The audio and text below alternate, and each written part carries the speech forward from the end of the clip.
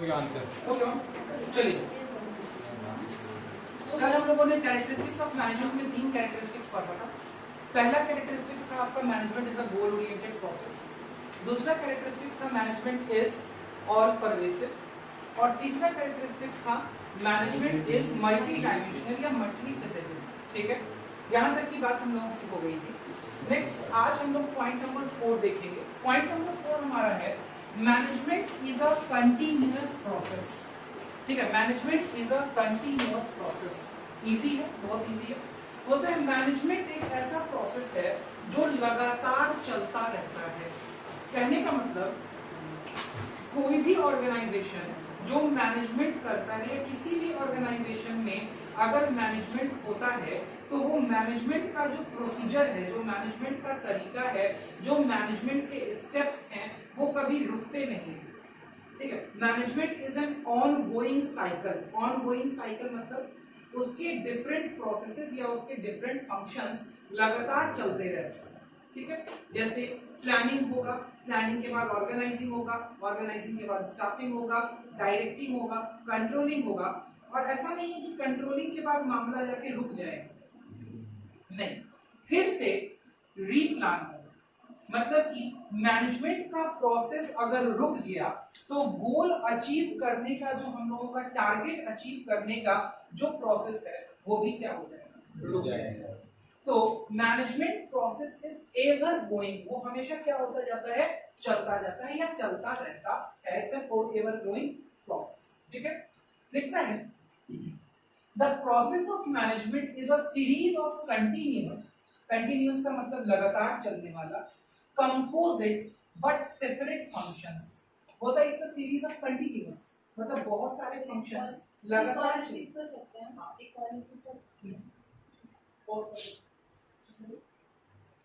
बोलते हैं the process of management is a series of continuous composite but separate functions. Continuous का मतलब होता है लगातार, कंपोजिट, कंपोजिट का मतलब होता है एक दूसरे से जुड़ा हुआ। ठीक है, बट सेपरेट फंक्शंस मतलब अलग अलग फंक्शंस हैं। और ये हम लोग पहले भी पढ़ चुके हैं। कितने फंक्शंस हैं हमारे पास, 5 फंक्शंस हैं। कौन कौन सा, प्लानिंग, ऑर्गेनाइजिंग, स्टाफिंग, डायरेक्टिंग और कंट्रोलिंग, 5 फंक्शंस हैं। बोलता है ये पांचों फंक्शंस करने पड़ते हैं एक के बाद एक। ठीक है, लेकिन ये फंक्शन कंटिन्यूअस करने पड़ते हैं। कंटिन्यूअस मतलब लगातार, आप इनको ब्रेक नहीं कर सकते। मतलब ऐसा नहीं कर सकते कि हमने भाई एक सीरीज में एक साइकिल चलाया, प्लानिंग किया, ऑर्गेनाइजिंग किया, स्टाफिंग किया, डायरेक्टिंग किया, कंट्रोलिंग किया और बस यहाँ पे आके बंद कर दिया। मतलब अब हमें कोई मैनेजमेंट की जरूरत नहीं है, ऐसा नहीं है। ऑर्गेनाइजेशन की जब तक लाइफ है, जब तक लाइफ ऑफ ऑर्गेनाइजेशन, जब तक ऑर्गेनाइजेशन एग्जिस्ट करता है, ठीक है, उसको मैनेजमेंट को लगातार चलाते रहना है। अगर मैनेजमेंट नहीं चलेगा तो उसका जो गोल अचीव करने का जो ऑब्जेक्टिव है वो क्या हो जाएगा, खत्म हो जाएगा, रुक जाएगा। और अगर मैनेजमेंट नहीं चलेगा तो आप एक ऐसे भी शब्दों में कह सकते हैं कि ऑर्गेनाइजेशन का ही एग्जिस्टेंस खतरे में पड़ जाएगा। ठीक है, बोलता है यहाँ पे आपके continuous, composite but separate functions हैं। लिख भी दिया कि कौन कौन से फंक्शंस हैं, planning, organising, staffing, directing and controlling. These functions are simultaneously performed. Simultaneously का मतलब जानते हैं, एक के बाद एक, एक के बाद एक। Simultaneously मतलब कि in a proper series, एक के बाद एक आपको इनको परफॉर्म करना पड़ता है by all managers all the time। ठीक है, जिसमें सारे मैनेजर्स को हर समय इनमें से कोई ना कोई फंक्शंस को परफॉर्म करना ही पड़ेगा। ठीक है, These functions are simultaneously performed by all managers all the time। जितने भी मैनेजर्स हैं, चाहे वो जिस भी लेवल पे काम कर रहे हैं, सभी मैनेजर्स को हर समय इन फंक्शंस को परफॉर्म करते रहना पड़ेगा। अगर मैनेजर्स ने इन फंक्शंस को परफॉर्म करना बंद किया तो वहीं से ऑर्गेनाइजेशन का डीके क्या हो जाएगा, शुरू हो जाएगा। डीके का मतलब होता है खराब होना, खत्म होना। बोलता है अब हम इसने एग्जांपल दिया है, जो ये एग्जांपल लेके चलता है, बोलता है कोई भी ऑर्गेनाइजेशन हो। यहाँ पे इसने बुक में स्टार्ट में इसने फैबमार्ट का एक एग्जांपल दिया था, मतलब एक रिटेल ऑर्गेनाइजेशन का। बोलता है चाहे वो सोल प्रोप्राइटरशिप हो, चाहे पार्टनरशिप हो, चाहे कंपनी ऑर्गेनाइजेशन हो, चाहे बिजनेस ऑर्गेनाइजेशन हो, चाहे नॉन बिजनेस ऑर्गेनाइजेशन हो, कोई भी ऑर्गेनाइजेशन हो, मैनेजमेंट को कंटिन्यूअसली चलाने की जरूरत पड़ती है।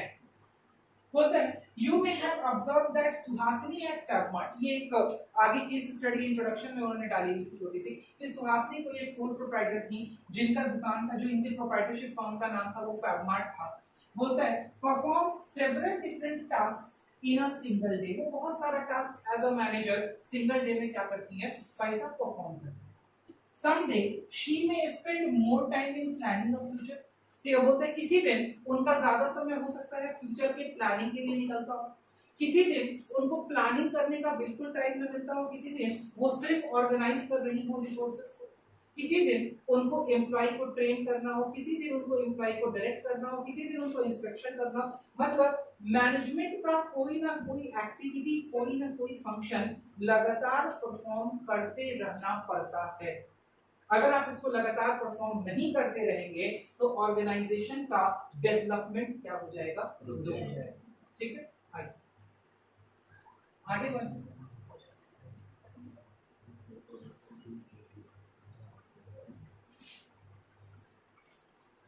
बोलता है कभी exhibition and on other day she may spend time in sorting out an employee's problem. The task of a manager consists of an ongoing series of functions. Simple बात बोलता है मैनेजर का टास्क क्या है, it's an ongoing series of function. ongoing मतलब जो लगातार चलता रहता है, series of functions मतलब बहुत सारे functions एक के बाद एक। कोई दिक्कत इसको समझ में, यहाँ तक समझ में आ गया। तो अगर कोई आपको बोले कि what is it that management is a continuous process, आप क्या लिखेंगे? तो भाई साहब तीन बातें हैं जो इसके अंदर इंपॉर्टेंट है। पहली बात, हर मैनेजर को कोई ना कोई मैनेजमेंट फंक्शन करते रहना पड़ता है। मैनेजमेंट फंक्शन हमेशा सीरीज में किए जाते हैं और जो मैनेजमेंट फंक्शंस होते हैं वो एक दूसरे से अलग होते हैं लेकिन कंपोजिट का मतलब होता है एक दूसरे के साथ में जुड़े हुए होते हैं।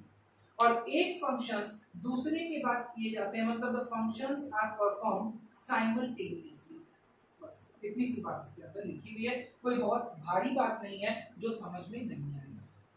ठीक है, यहाँ तक बात समझ में आ गई। तो एक बार पहला था, सबसे पहले management is a goal oriented. ठीक है, मैनेजमेंट इज गोल ओरिएंटेड मतलब कि उसका हमेशा किस चीज के ऊपर फोकस होता है, गोल को कंप्लीट करना है। दूसरा था मैनेजमेंट इज ऑल परवेसिव। ठीक है, कोई भी मतलब आपको ना मेन पॉइंटर्स क्लास में याद हो जाएंगे, हम लोग इतना बार उसको रिपीट करके चलने की कोशिश करेंगे। ठीक है, पहला कैरेक्टरिस्टिक्स था management is a goal oriented approach. दूसरा था management is all pervasive. Management is all pervasive का मतलब था कि मैनेजमेंट हर जगह पाया जाता है, it is found everywhere, whether the organization is an economic organization, social organization, political organization, business, non-business, small, large, in India, in US, in China, in Japan, everywhere, the managers do the same set of basic activities, though the technique or the tools used in the management can be different and diverse according to the country and the economic situation. तीसरा था management is multidimensional. There we have studied about three types of dimensions: management of work, management of people, management of operations. Management of work के अंदर हमने बोला कि the total work has to be distributed into small packets और small goals, then in order to achieve the goals we have to plan something, we have to solve the problem, we have to delegate the responsibility, we have to delegate the authority। ठीक है, जिसमें हमने शादी वाला example लिया था। then हम लोग का आया मैनेजमेंट ऑफ पीपल, जिसमें हमने बोला कि it's very complex process because it is actually the main function of the manager। ठीक है, because manager has to handle the human resources, the human resources have different psycho-mental status, ठीक है, and in order to handle the human resources we have to apply different techniques on different persons in different situations। इसके अंदर दो aspect था, पहला एक individual को एक इंडिविजुअल की तरह मैनेज करना, दूसरा एक इंडिविजुअल को एक ग्रुप की तरह मैनेज करना ताकि ऑर्गेनाइजेशन का गोल अचीव हो पाए। फिर तीसरा था मैनेजमेंट बाय ऑपरेशंस, इसमें था management of operations. Management of operations में क्या बात थी, मैनेजमेंट ऑफ ऑपरेशंस में ये बात थी कि भाई साहब अगर पीपल और वर्क मैनेज हो जाएगा तो हर बिजनेस यूनिट को या हर ऑर्गेनाइजेशन के पास में कोई ना कोई एक बेसिक सर्विस या गुड्स होता है जो वो बेचता है अपने सर्वाइवल के लिए। ठीक है, और जब पीपल और वर्क उसके मैनेज होंगे तभी उसका ऑपरेशन प्रॉपर्ली क्या हो सकता है, मैनेज हो सकता है। उसके बाद अभी हमने बात किया कि management is a continuous process. क्या मतलब भाई कि मैनेजर्स को हमेशा कोई ना कोई series of activity of management करते रहना पड़ता है। मैनेजमेंट का एक एक्टिविटी दूसरे एक्टिविटी से लिंक है और एक एक्टिविटी परफॉर्म करने के ठीक बाद साइमल्टेनियसली दूसरा एक्टिविटी परफॉर्म करते रहना पड़ता है। मैनेजमेंट तब तक चलता है जब तक ऑर्गेनाइजेशन का सर्वाइवल है। अगर ऑर्गेनाइजेशन मैनेजमेंट अगर नहीं परफॉर्म किया जाएगा तो ऑर्गेनाइजेशन धीरे धीरे क्या हो जाएगा, ठीक है। तो यहाँ तक हमने बात कर ली। नेक्स्ट जो कैरेक्टरिस्टिक्स है मैनेजमेंट का वो है management is a group activity, ठीक है। अब आप ये देख रहे होंगे कि जितनी भी बातें हैं सारी बातें कहाँ से आ रही हैं, सारी बातें मैनेजमेंट के डेफिनेशन से निकल के आ रही हैं, सारी बात मैनेजमेंट के डेफिनेशन से निकल के आ रही है, ठीक है। तो भाई अब ये बोलता है management is a group activity, ठीक है। अब इसके अंदर लिखा ही क्या होगा, तो लिखा होगा कि मैनेजमेंट के अंदर भाई साहब कभी भी कोई भी इंडिविजुअल अकेले काम नहीं करता, ठीक है। उसमें इंडिविजुअल एफर्ट्स को हम लोग ग्रुप के अंदर कंबाइन करते हैं, ग्रुप के अंदर कोऑर्डिनेट करते हैं और तभी जाकर के ऑर्गेनाइजेशन का कोई भी गोल क्या हो पाता है, ठीक है। बात समझना, देखिए यही बात लिखी हो। बोलता है an organisation is a collection of diverse individuals with different needs. एक ऑर्गेनाइजेशन क्या है, एक ऑर्गेनाइजेशन कलेक्शन है, कलेक्शन मतलब यहाँ बहुत सारे लोग हैं, ऑफ डाइवर्स इंडिविजुअल्स, डाइवर्स मतलब अलग अलग, different individuals with different needs, सबकी जरूरतें क्या है, अलग अलग। अब इन सब लोगों की अलग अलग जरूरत की वजह से आपके ऑर्गेनाइजेशन को ज्वाइन करने का पर्पस है और ऑर्गेनाइजेशन को ये चाहना है कि इन अलग अलग लोगों के जिनके अलग अलग नीड्स हैं उन सबको कंबाइन करके हम अपने ऑर्गेनाइजेशन के फायदे का काम करा लें, ठीक है, जिससे ऑर्गेनाइजेशन का गोल क्या हो जाए, अचीव हो जाए। तो बोलते हैं every member of the group has a different purpose for joining the organisation but as members of the organisation they work toward fulfilling the common organisational goals. बोलता है हर वो व्यक्ति जो कोई ऑर्गेनाइजेशन ज्वाइन करता है उसका एक डिफरेंट पर्पस होता है, सबका एक ऑर्गेनाइजेशन ज्वाइन करने का पर्पस अलग अलग होता है, ठीक है। किसी व्यक्ति का ऑर्गेनाइजेशन ज्वाइन करने का पर्पस मात्र इतना होता है कि मैं महीने भर काम करूं मुझे सैलरी मिल जाए। किसी का पर्पस होता है कि मेरे को बस सैलरी पे नहीं रहना है, मुझे यहाँ से कुछ सीखना है, इसको छोड़ के आगे बढ़ना है।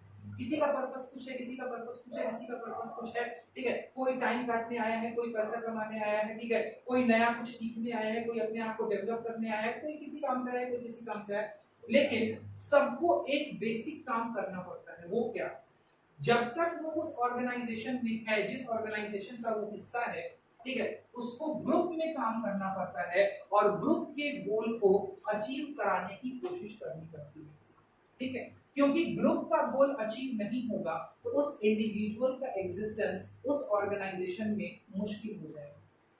क्लियर है, मतलब there is an you can say conflict between personal goals and organisational goals. दो गोल हमने बात करी, मैंने बोला पहला there is a conflict, conflict का मतलब समझते हैं, कॉन्फ्लिक्ट बिटवीन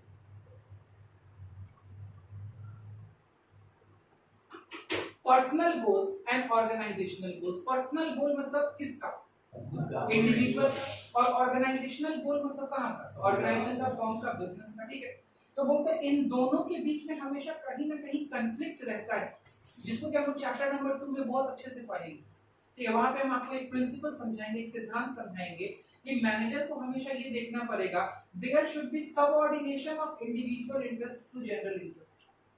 शब्द भारी लगा होगा, subordination of individual interest to general interest, interest और फर्म का इंटरेस्ट से जुड़ा हुआ है नहीं। सबऑर्डिनेशन का मतलब होता है किसी चीज को नीचा कर देना, सबऑर्डिनेशन, सबऑर्डिनेट मतलब जो नीचे काम करता है, सुपीरियर जो ऊपर काम करता है। तो वर्ड क्या बोलता है, subordination of individual interest to general interest, general GENER है, जनरल, अपना इंडिविजुअल इंटरेस्ट को कम करके अपने इंडिविजुअल इंटरेस्ट को नीचे रख देना और ऑर्गेनाइजेशन के जनरल इंटरेस्ट को ऊपर रख के काम किया जाता है, ठीक है। ये सिद्धांत है मैनेजमेंट का, और जो ऐसा नहीं कर रहा है तो आपको उससे वैसा करवाना पड़ेगा, वो आपके लिए एसेट नहीं है, ठीक है। तो यहाँ भी वही बात कर रहा है कि मैनेजमेंट एक ग्रुप एक्टिविटी है और मैनेजमेंट हमेशा इस चीज पर फोकस करे कि there should be subordination of individual interest.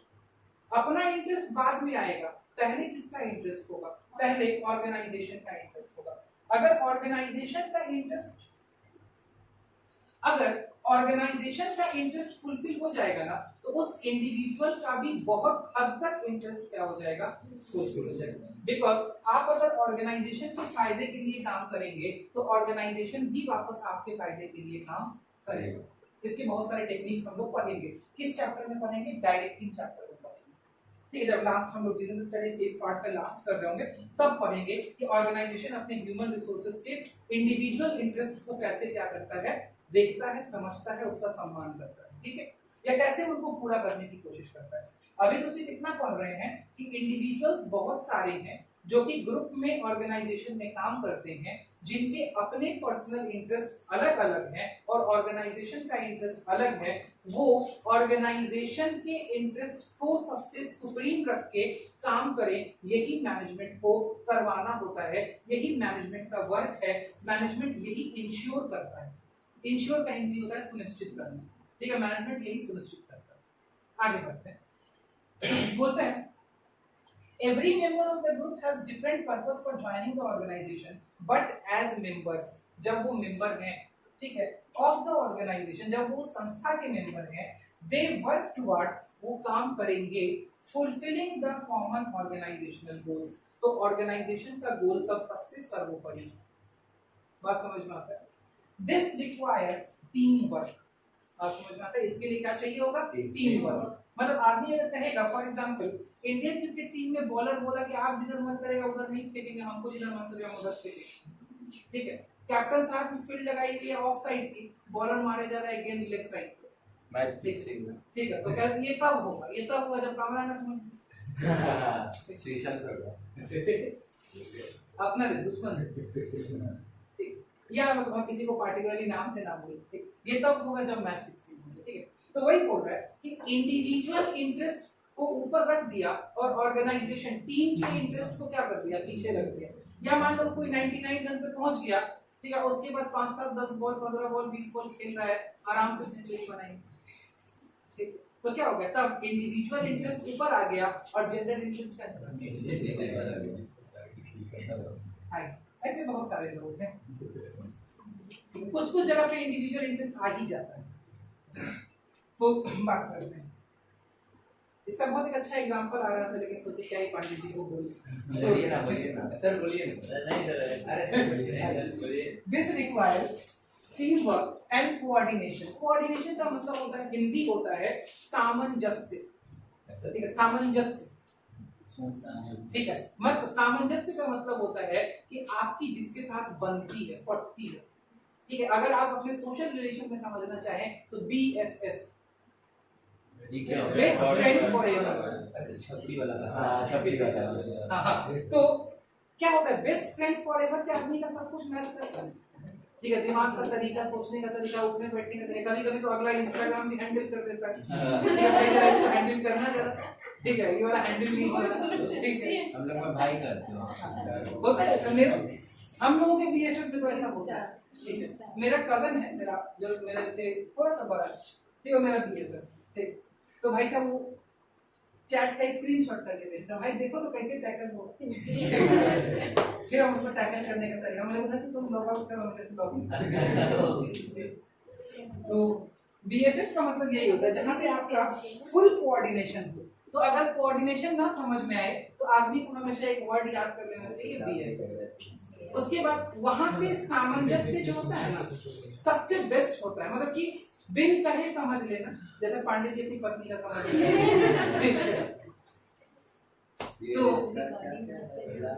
तो this is called coordination. This is called coordination. आइए, हो गया, बहुत हो गया कोऑर्डिनेशन। अब आगे देखिए, आप लोग का दिक्कत पता है क्या? आप लोग इमोशनल ज्यादा हो जाते हैं। ठीक है, बहना उतना ही चाहिए जितना जरूरत है।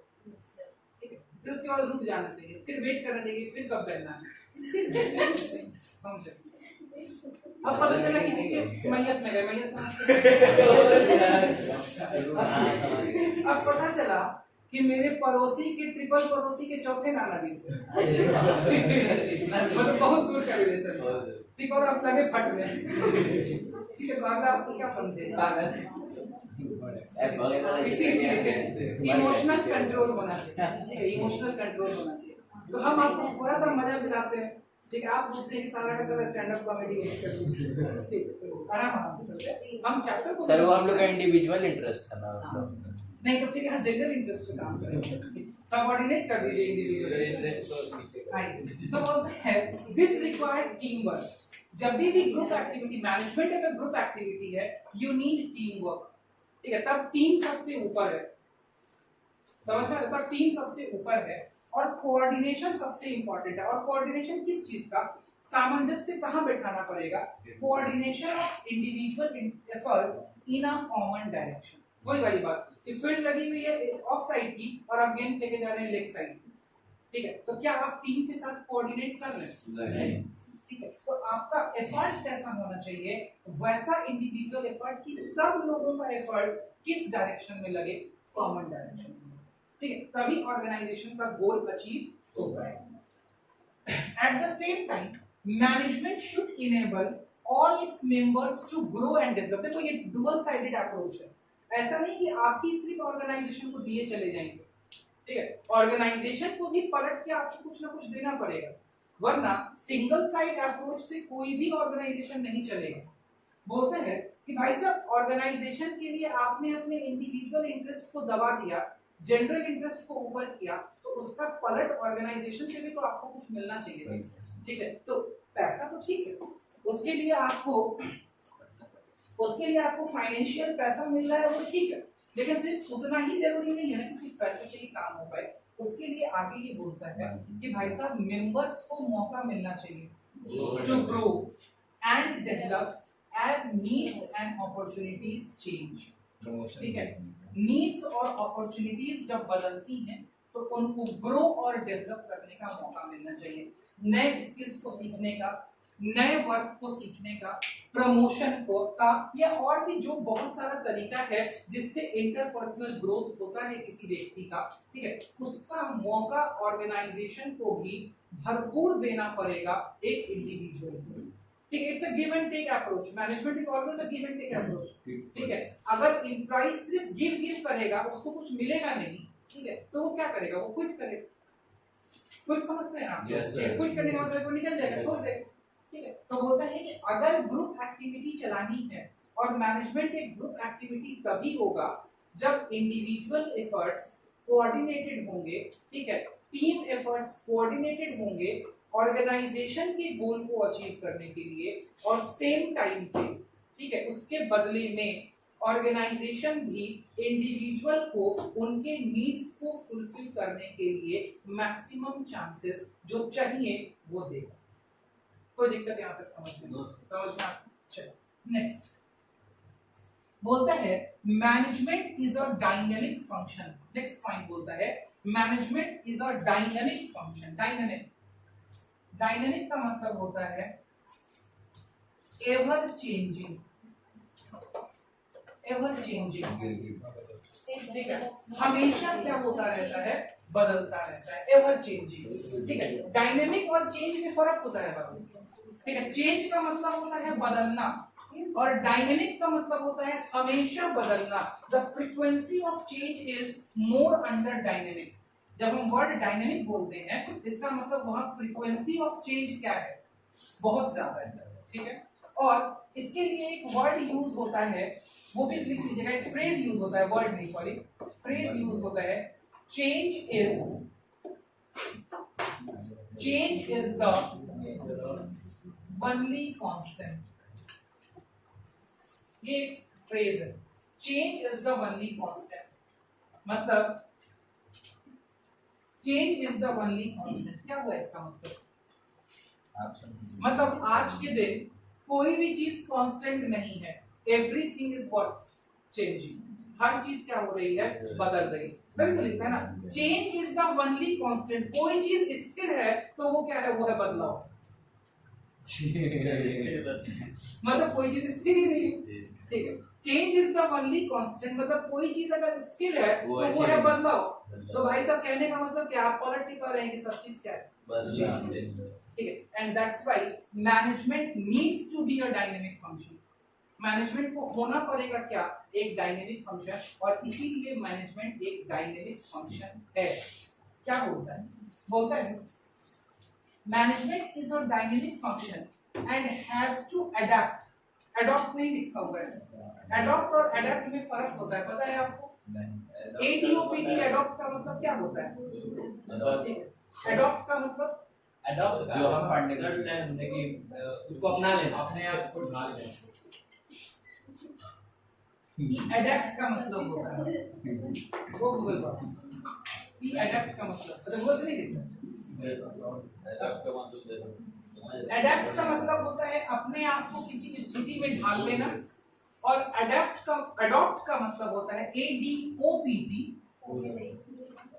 ठीक है, हाँ, एक आप गोद लेना कह सकते हैं, किसी को अपना लेना कह सकते हैं, इसको अडॉप्ट।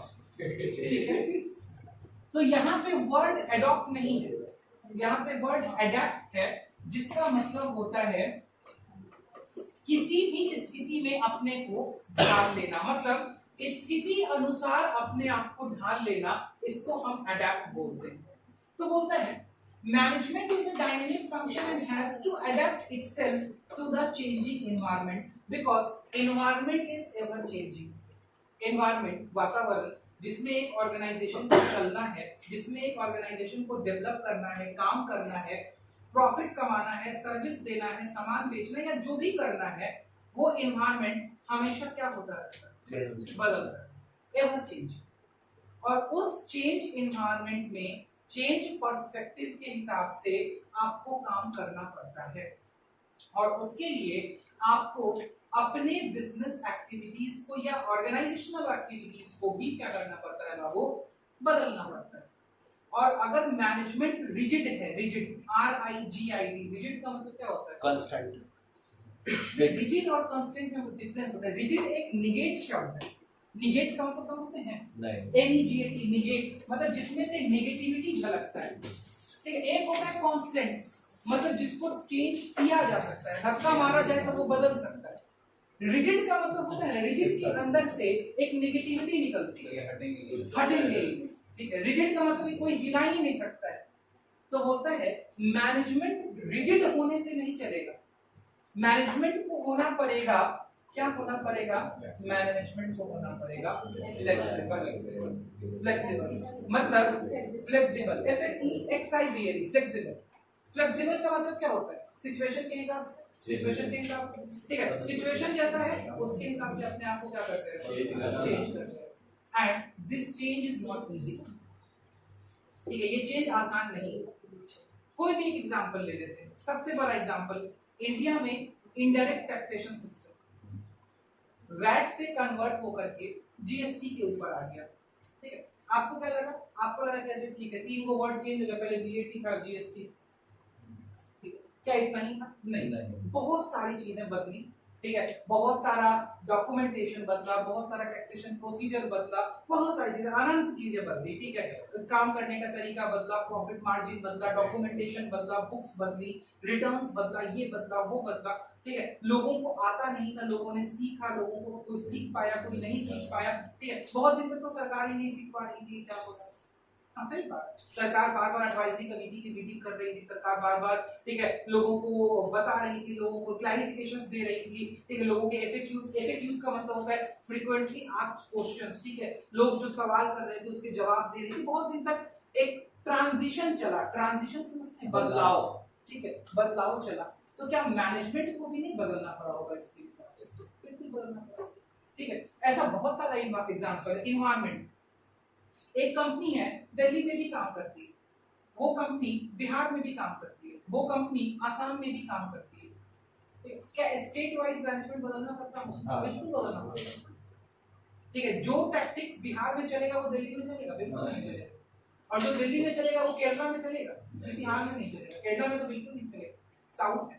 ठीक है, तो बोलता है ये सब बहुत सारी चीजें हैं जो आपको क्या करनी पड़ती हैं?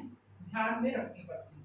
ठीक है, तो बोलते हैं मैनेजमेंट को बदलना पड़ता है जब इन्वायरमेंट बदलता है, और इन्वायरमेंट कभी भी ट्रांजिटरी नहीं होता है, इन्वायरमेंट हमेशा फ्लेक्सिबल होता है, and that's why it is called as dynamic. ठीक है, तो भाई जो चीज जिसको फंक्शन ही करना है ऐसे जगह जो डायनेमिक है, तो उस चीज को भी क्या होना पड़ेगा? डायनेमिक होना पड़ेगा। Means management has to function in environment And if the environment is dynamic, then but obvious, whatever has to be function in that environment, that needs to be what? Dynamic. ठीक है, उसको अपने को क्या करना पड़ेगा? बदलना पड़ेगा, चेंज करना पड़ेगा। देखिए, बोलता है organization interact with its external environment which consists of various external। अब बोलता है environment दो तरह का होता है, पहले ये समझा दे। external environment का मतलब क्या होता है? बोलता है एक बिजनेस को, एक ऑर्गेनाइजेशन को एक्सटर्नल इन्वायरमेंट के कांटेक्ट में आना होता है। क्या है एक्सटर्नल इन्वायरमेंट? तो पता है, उस बिजनेस को छोड़ के बाहर का जितना मामला है सब एक्सटर्नल इन्वायरमेंट। ठीक है, मतलब मान लो कि मेरे को अगर बोला जाए what is your external environment, तो मेरे प्रेमाइसेस के गेट से बाहर हर चीज क्या है? External environment. और वो इन्वायरमेंट क्या सेम नहीं, हमेशा बदल गया। थोड़े दिन पहले लॉकडाउन हो गया, ठीक, लॉकडाउन हो गया तो इन्वायरमेंट बदला, क्या मैनेजमेंट को बदलना पड़ा? बिल्कुल बदलना पड़ा। ठीक है, जो चीज आज से पहले हम लोग जानते नहीं थे, ठीक है, जो ट्राइपॉड कभी देखा नहीं, जो माइक कभी लगाया नहीं, ठीक है, जो वीडियो एडिट का मतलब कि दूर दूर तक भूत भी नहीं था, कभी अपना फोटो कभी हम लोगों ने आज तक एडिट नहीं किया, ठीक है, चमकाया नहीं, पतला नहीं किया, ठीक है, वो ना कौन सा आता है ऐप, ठीक है, गोरा बना देता है आदमी, स्नैपचैट नहीं, अरे स्नैपचैट तो नया बच्चा, ठीक है, ब्यूटी प्लस ब्यूटी, ठीक है, वो सब हम लोग कभी किए नहीं। अचानक से पता चला, अचानक से क्या हो पड़ा, अचानक से एक ऐसा मतलब टूट पड़ा हम लोगों के ऊपर कि भाई साहब अगर आना है तो ऑनलाइन प्लेटफॉर्म क्या हो, नहीं तो मामला सब क्या होगा, ठीक है। तो बहुत सारे ऐसे लोग थे जो नहीं कर पाए, बहुत सारे ऐसे भी लोग थे जिन्होंने कोशिश की, नहीं सक्सेस हुआ, और फिर बहुत सारे ऐसे भी लोग थे जिन्होंने कर दिया। तो आज के दिन एडिटिंग भी आता है, आज के दिन YouTube क्या होता है, रेंडर क्या होता है, कैसे रेंडर किया जाता है, क्या वीडियो क्वालिटी होती है, क्या टैगलाइन होता है, क्या प्लेलिस्ट होता है, एवरीथिंग सब पता है, ठीक है, कैसे लाइव होता है, कैसे लाइव नहीं होता है। तो क्या है, मैनेजमेंट को बदलना पड़ा। हमारे ऑर्गेनाइजेशन में हम ही मैनेजमेंट थे, तो मैनेजमेंट को क्या होना पड़ा, change according to the dynamic situation. ठीक है, सिचुएशन बदला तो मैनेजमेंट को बदलना पड़ा। ये कौन सा सिचुएशन था? ये इकोनॉमिक, सोशल, पॉलिटिकल, कोई भी सिचुएशन हो सकता है, कोई भी एक्सटर्नल एनवायरनमेंट में कोई सा सिचुएशन हो सकता है, societal change, cultural change, technique का बदलना, ठीक है, कुछ भी, एनीथिंग, ठीक है, पॉलिटिकल चेंज, कोई भी चीज हो सकता है, कोई भी चीज ऐसी जो आपके बिजनेस को इफेक्ट कर रही हो और वो घटित हो गई, ठीक है, या घटित होने वाली हो, वो हैपन होने वाली हो, तो उसके हिसाब से भाई साहब आपको बदलना पड़ेगा। अगर आप नहीं बदलिएगा तो नोकिया हो जाइएगा, ठीक है, अगर आप नहीं बदलिएगा तो आप नोकिया हो जाइएगा, नोकिया फोन याद है, ठीक है, अगर आप नहीं बदलिएगा तो आप HMT हो जाइए। अब आप बोलेगा ये कौन सा गाड़ी की कंपनी, आप नहीं बदलिएगा तो आप स्वराज हो जाइएगा, स्वराज का नाम सुने, ट्रैक्टर, ठीक है, तो मतलब हम ये उन कंपनियों का आप नहीं बदलिएगा तो आप ब्लैकबेरी हो जाइएगा, ठीक है, बहुत सुने होंगे आप लोग ब्लैकबेरी, कुछ हो सकता है देखे भी, HTC, ठीक है, आप HTC हो जाइएगा, ठीक है। एक जमाना का बहुत पुराना नहीं था, ठीक है, 2011-12 का जमाना था, ठीक है, उस टाइम HTC के फूल का धमाल था, उस टाइम आईफोन से नहीं इज्जत बनता था HTC, ठीक है, मान लो कि ये फूल होता था फॉर एग्जांपल, और ये उसका स्टिक होता था, ठीक है, बिना स्टिक के नहीं चलता था, खट खट खट खट खट खट खट स्टिक से चलता, ठीक है भाई साहब, इतना प्यारा आवाज, काफी आवाज निकलता था उसका, जो ठीक है स्क्रीन पे वो टक टक टक टक होता था, गजब, ठीक है। तो अब हाँ, ठीक है, अब एक वो HTC का जमाना था, एक जमाना था जब आप लोग अभी WhatsApp नंबर लेते हैं, इंस्टा हैंडल, ठीक है, हम लोगों के टाइम में BBM पिन लिया करते थे, अब देखिए आपको पता भी नहीं है कि BBM पिन क्या होता है, ठीक है, वो जमाना था, मतलब कि ब्लैकबेरी, अगर दो लोगों के पास ब्लैकबेरी का फोन है, ठीक है, तो उनको कोई इंटरनेट कनेक्टिविटी की जरूरत नहीं होती थी, वो BBM पिन अगर एक दूसरे के पास में है तो वो आपस में चैटिंग कर सकते हैं, कहीं अनलिमिटेड, जैसे जो आज WhatsApp है ना, अब नहीं है भाई, जो आज WhatsApp है ना वही था, unlimited, text, video, message, audio, everything, ठीक है। तो हम लोगों के जमाने में बाकी लोगों के पास में टेक्स्ट मैसेज हुआ करता था, ठीक है, वो लोग 100 की स्पीड पर वर्ड के हिसाब से मोबाइल ऐसे देख के चलाया करते थे, आपको वाला जमाना थोड़ी था, QWERTY कीपैड नहीं, ठीक है, QWERTY कीपैड जो आपके पास में वो कीपैड नहीं था उस टाइम नोकिया का फोन हुआ करता था, तो राजा हुआ करता, ठीक है, और अगर S लिखना पड़ता था तो 4 बार दबाना पड़ता था, ठीक है, बाकी सब जगह 3 बार में काम चल जाता है। हाँ ठीक है, तब के शॉर्ट कट्स कुछ अलग चला करते थे कि कम लिखना पड़े बात समझना। तो फिर जमाना बदला तो इट्स व्हाट, इट्स डायनामिज्म, यही तो डायनामिक है ना चीजें। 2003 में हमें याद है सबसे पहले Nokia sorry Samsung Duos phone आया था। ठीक है, सैमसंग डुओस व्हाइट रंग का एक छोटा सा फोन आया था और सबसे पहले उसमें एंड्रॉइड 1.1 आया था। ठीक है, हम लोग एंड्रॉइड को रोल आउट करते हुए देखने वाला जमाना है। आप तो एंड्रॉइड में पैदा लिए हैं। ठीक है, हम लोग सबसे पहले नोकिया को रोल आउट करते हुए देखे सैमसंग में, फिर सैमसंग को रोल आउट करते हुए देखे कॉर्बी में। सैमसंग का एक फोन आता था कॉर्बी। ठीक है, सर्च कीजिएगा आप लोगों को पता चलेगा। ठीक है, फिर उसके बाद उसको रोल आउट करते हुए देखे हम लोग एंड्रॉइड में। ठीक है, अभी एंड्रॉइड 11 चल रहा है ना। यस सर, 11 या 12 चल रहा होगा और उसी बीच में धीरे धीरे हम लोगों ने आईफोन को भी पनपते हुए देखा। आईफोन 5 से मुझे याद है कि मैंने देखा हुआ है, 5 नहीं आईफोन 4 से मैंने नहीं 5 से देखा, आईफोन 5 से देखा। अभी आईफोन 12 प्रो मैक्स ये मैं ठीक है, पहला टच स्मार्टफोन तो मेरे पास बहुत पुराना साल 2012 में हुआ करता था। सैमसंग का नहीं, सैमसंग क्या मेरे पास टच स्क्रीन फोन हाँ सैमसंग का ही था। ठीक है, याद नहीं है मुझे कौन सा था, उसका एप्लीकेशन बाडा एप्लीकेशन, उसके अंदर सॉफ्टवेयर चलता था। ठीक है, उस टाइम जिस टाइम नोकिया N95 बहुत फेमस हुआ करता था। ठीक है, मतलब नोकिया N95 अगर आपके हाथ में तो आप आलिशान आदमी है। ठीक है, वो वाला हाथ मेरे भैया लोग रखा करते थे, हम लोग देखा करते थे। ठीक है भाई, हाथ पे लेके आ रहा गजब। उसमें शटर कैमरा हुआ करता था। ठीक है, तो शटर कैमरा का पीछे से ऐसे खुलता था। हाँ, अब आगे जब ऐसे सेल्फी पॉपअप होता है ना, पहले पीछे से हुआ करता था। ये एक फोन था नोकिया 6600। ठीक है, वो पहला वो मल्टीमीडिया फोन है। नोकिया 3220 एक फोन आया करता था, पहला मल्टीमीडिया फोन था। इतना छोटा सा स्क्रीन होता था। अरे भाई, इस पे ही हम लोग वीडियो देखा करते हैं। हाँ भाई, पूरा का पूरा मेमोरी कार्ड में भरवा करके और इतने छोटे स्क्रीन का हम लोग पूरी फीचर फिल्म देख जाया करते थे 3 घंटे। जमाना हुआ करता था, एक आईफोन उधर काम करता था, मतलब कजन के साथ समझिएगा। तो ये ट्रांजिशन है, हम एक इंडस्ट्री का ट्रांजिशन आपको बता रहे हैं, मोबाइल इंडस्ट्री का ट्रांजिशन के साथ कि मोबाइल इंडस्ट्री किस तरीके से ट्रांजिटरी फेज से निकल के आज कहां चली आई है। तो आज चली आई है एप्पल आईफोन्स पे, आईपैड पे और पता नहीं किन किन चीजों। ठीक है, मतलब उसमें आगे भी पीछे कैमरा, आगे भी कैमरा, पीछे 4 गो कैमरा, आगे 5 गो कैमरा। ठीक है, सेल्फी टेढ़ा वाला कैमरा, सेल्फी सीधा वाला कैमरा, बहुत सारी चीजें। एक सेल्फी से आप गोरे दिखिएगा, दूसरे वाले कैमरा से काले दिखिएगा। ठीक है, एक वाइड एंगल, एक अल्ट्रा वाइड एंगल। ठीक है, पता नहीं क्या। तो ये ट्रांजिशन है, दिस इज ट्रांजिशन। ठीक है, ये एक इंडस्ट्री का ट्रांजिशन है। ऐसे आप बहुत सारी इंडस्ट्रीज हैं जिनका ट्रांजिशन चेक कर सकते हैं, देख सकते हैं, समझ सकते हैं। तो भाई मैनेजमेंट को भी तो उसके हिसाब से बदलना पड़ा होगा ना। हम सैमसंग के ही मैनेजमेंट का एग्जांपल लेते हैं। आज से 4 साल पहले तक एप्पल का स्क्रीन कौन बनाया करता था? सैमसंग बनाया करती थी। ठीक है, एप्पल जो इतना बड़ा कॉलर खड़ा करता है कि भाई साहब मेरा फोन सबसे बड़ा, ठीक है, उसका स्क्रीन कौन बनाया करता था? सैमसंग ने जब अपनी एस सीरीज में, सैमसंग एस सीरीज आता है, सैमसंग एस सीरीज में जब उसने वही स्क्रीन यूज कर ली तो एप्पल को अखर गया, एप्पल को दुख हो गया कि भाई साहब तुम बनाते मेरा स्क्रीन थे और तुम अपने फोन में उसको यूज करने लगे। सैमसंग ने कॉन्ट्रैक्ट तोड़ दिया, क्योंकि तब तक सैमसंग मार्केट में धूम मचा चुका था। क्योंकि सैमसंग ने एक चीज का हाथ पकड़ा और वो था गूगल का एंड्रॉइड। नोकिया को इस बात का शान था कि मेरा ऑपरेटिंग सिस्टम उस टाइम वर्ल्ड का द बेस्ट है।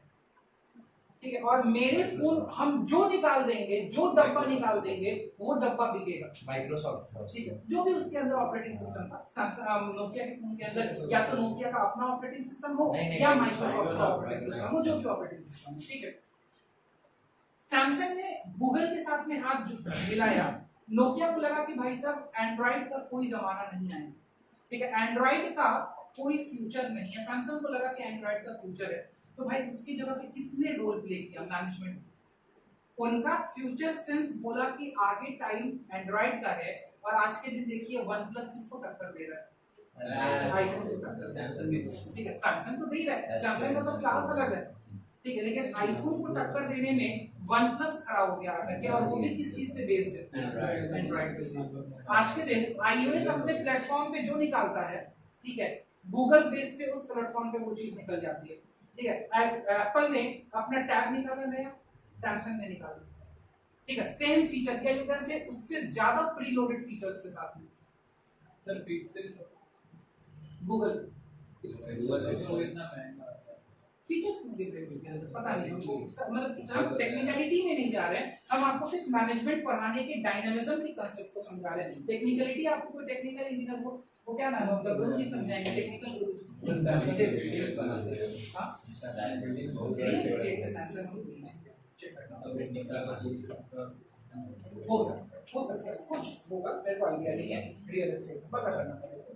तो ये बोलता है कि management is a dynamic function, management को एनवायरनमेंट के हिसाब से क्या होना पड़ेगा, बदलना पड़ेगा, चेंज होना पड़ेगा। बोलता है एनवायरनमेंट में क्या क्या चीजें आती है, एक्चुअली तो एक तो पूरा बिजनेस एनवायरनमेंट का चैप्टर पढ़ना ही पढ़ना है, ठीक है। मैनेजमेंट में हमारे पास में 3 तरह का एनवायरनमेंट यहाँ पे डिस्कस किया है, social, economic and political factors. इसके अलावा भी बहुत सारे फैक्टर्स होते हैं। आगे बढ़ते हैं, बोलता है कि in order to be successful an organization must change itself and its goals according to the needs of the environment। बोलता है भैया environment की नीड के हिसाब से अगर आपने गोल नहीं बदला तो इससे पहले वाला सारा एग्जाम्पल जो अभी हम लोग डिस्कस करके मतलब आपको गोल हिसाब से environment के हिसाब से क्या करना पड़ेगा, बदलना होगा। एक एग्जांपल इसने दिया, you probably know that McDonald's हम लोग जानते हैं, ठीक है। मैकडॉनल्ड्स एक रेस्टोरेंट चेन है, ठीक है, जो स्नैक्स सर्व करता है और पूरे वर्ल्ड में, ठीक है, ऑल ओवर वर्ल्ड इसके स्टोर्स हैं, ठीक है। ये बहुत सारी चीजें ऑफर करता है स्नैक्स में, बर्गर, रोल्स, ये सब चीजें खाने के लिए, और प्लस बहुत सारे आपके वो सॉफ्ट ड्रिंक के प्रोडक्ट्स क्या करता है, वो ऑफर करता है। मतलब ऑन गो, मतलब आप जिसको लेके खाना आगे बढ़ सकते हैं, खा सकते हैं, और आप वहां बैठ के भी खा सकते हैं, आगे भी खा सकते हैं, ठीक है। बोलते हैं मैकडॉनल्ड जियांट बहुत बड़ा बिजनेस चेन है, बोलता है made major changes in its menu to be able to survive in the Indian market. इसका एक एग्जांपल बता देते हैं। एक्चुअली क्या होता था, मैकडॉनल्ड जहां की भी कंपनी है, ये यूरोप की कंपनी है, मेरे को एग्जैक्टली नहीं याद है कि ये कहाँ की कंपनी है, ठीक है।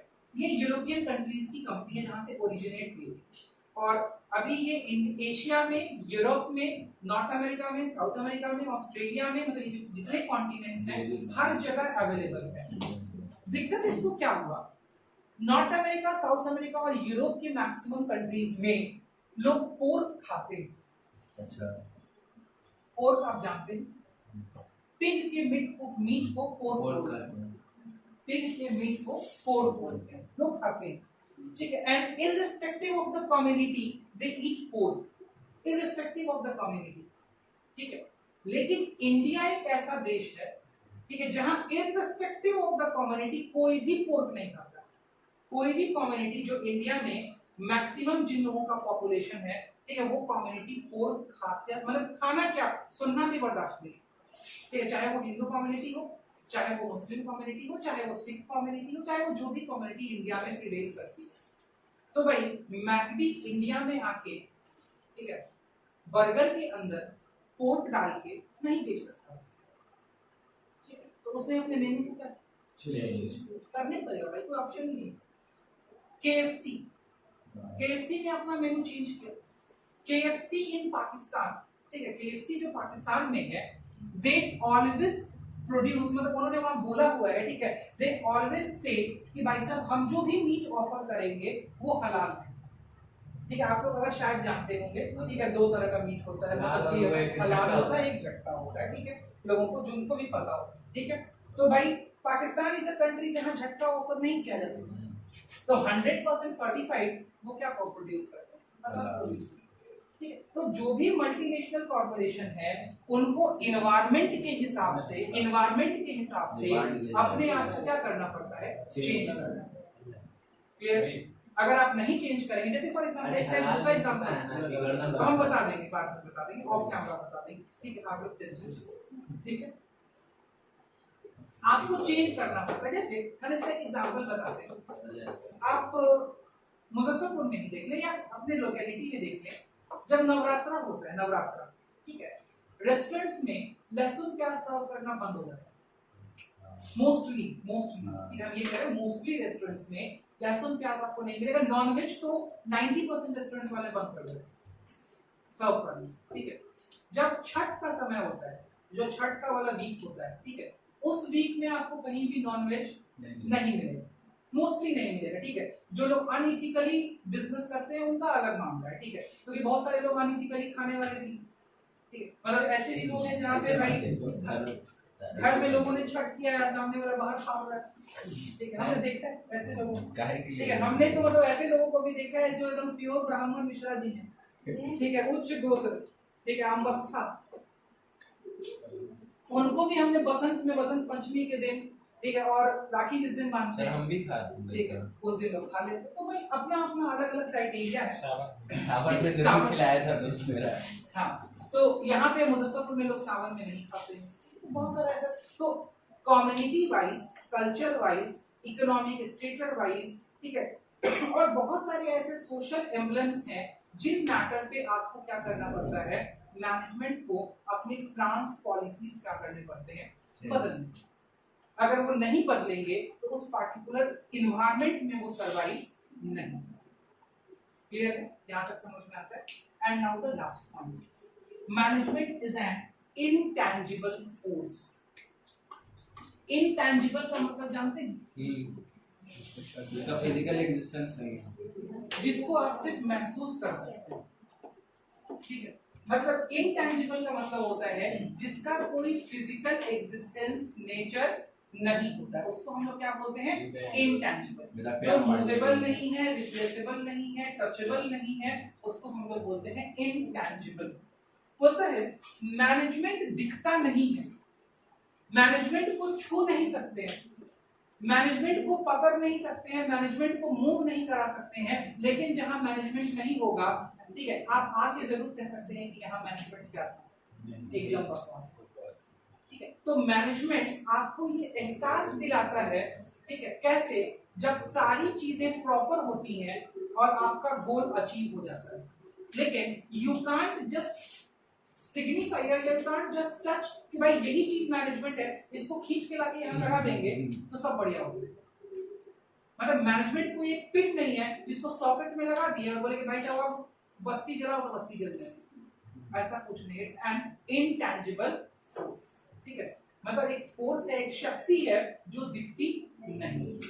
बोलता है management is an intangible force that can't be seen, इसको देखा नहीं जा सकता, but its presence can be felt in the way the organization functions। लेकिन ये महसूस किया जा सकता है, देखा जा सकता है जिस हिसाब से वो संस्था वर्क कर रही है। जैसे मान लिया कि हम लोग हर्ष की शादी में गए, किसके, हर्ष तो हर्ष की शादी में गए तो क्या हुआ, हम 10 बजे की बारात थी, ठीक है, 10 बजे रात में बारात लगनी थी, पता चला कि भाई अभी बारात घर तक बारात पहुंची ही नहीं, ठीक है। फिर हमने हर्ष को फोन किया, सर अब तुम नहाइए ना, ठीक है, मतलब क्या समझ में आया क्या हुआ, मतलब यहाँ पे मैनेजमेंट सही नहीं है। अब वहाँ लड़की वाले परेशान है कि अभी तो दुल्हन नहा ही रहे, ठीक है, फिर तैयार होंगे, फिर घोड़ी चलेंगे, फिर घोड़ी बीतेगी, ठीक है, फिर दरवाजा लगेगा, फिर ढोल बजेगा, फिर पटाखा फूटेगा, ठीक है, तब जाकर के कहीं दरवाजा लग पाएगा।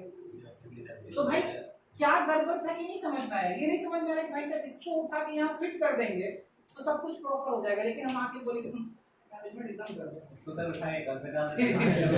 फिर वही हम पांडे जी के साथ ही अगले दिन, भाई हमको जाना 10 बजे था, हम पिछले दिन के बाद भाई दिक्कत खाए हुए आदमी थे, 12-10 बजे कह के अगले 12 बजे दरवाजा लगाए, तो हम पांडे जी के साथ ही, मैं सोचे कि भाई बाकी एक ही तरह का दोस्त है, हम 12 बजे पहुंचे, खाना ही नहीं मिला।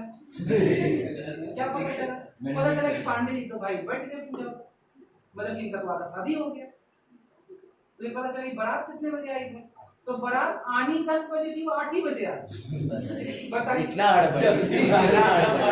तो यहाँ पे भी मैनेजमेंट क्या, यहाँ पे भी मैनेजमेंट गड़बड़ था, बिकॉज 90% बाराती तो 10 बजे आए थे, पता चला कि पटाखा 8 ही बजे फूट गया।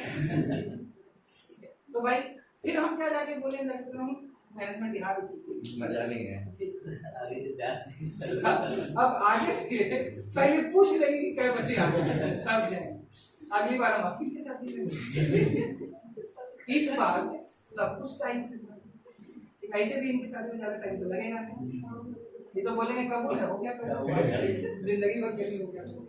ठीक, तो मैं इनके साथ में बोले कि सर 10 बजे से 1 मिनट लेट आइएगा ना तो समझ लीजिए कबूल हो गया।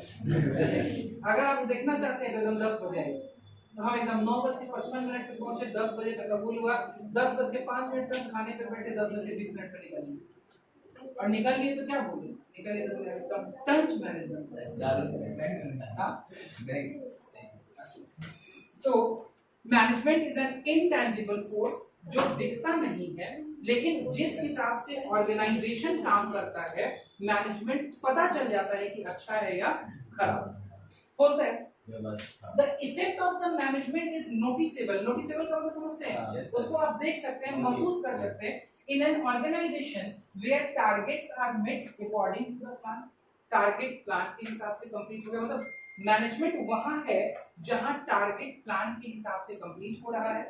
एम्प्लॉइज आर हैप्पी, जो भी लोग वहाँ पे लोग काम कर रहे हैं वो खुश हैं, एंड सेटिस्फाइड, वो एकदम ओके है, उनको सब चीज सही से मिल रहा है, प्रॉपर सैलरी मिल रही है, प्रॉपर वर्क एनवायरनमेंट है, and there is orderliness instead of chaos.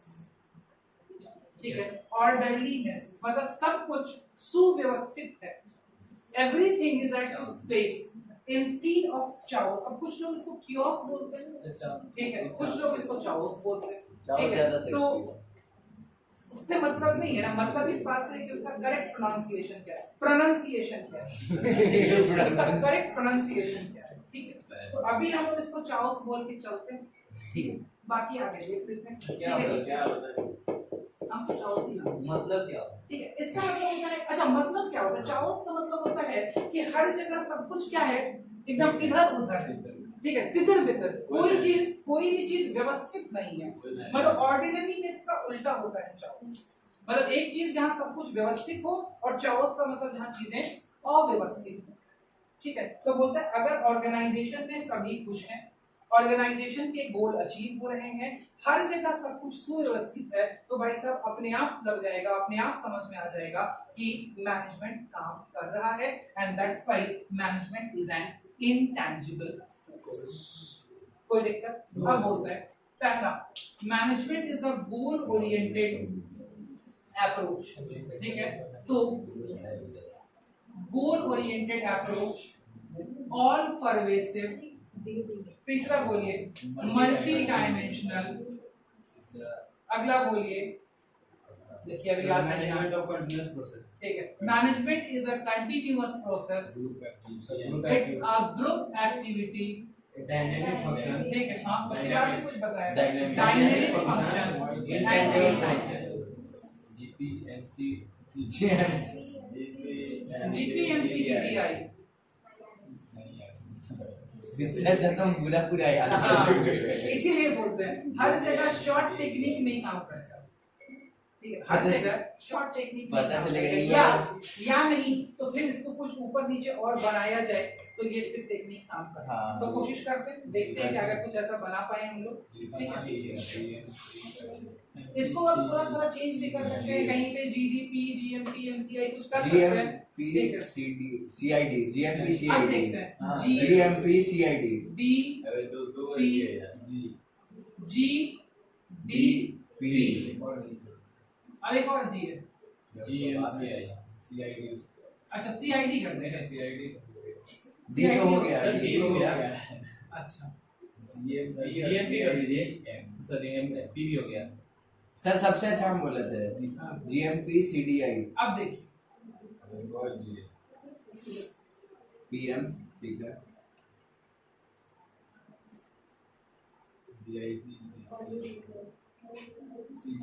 BM डिक्स जो सर पूरा याद कर, इससे अच्छा पहले वाला था, और पता बाबू सबसे अच्छा क्या था, पूरा याद कर।